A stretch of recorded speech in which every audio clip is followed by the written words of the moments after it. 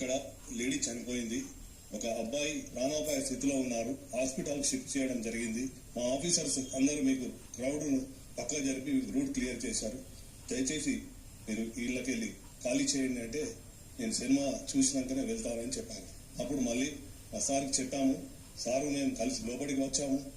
10-15 minutes time ఇచ్చాము.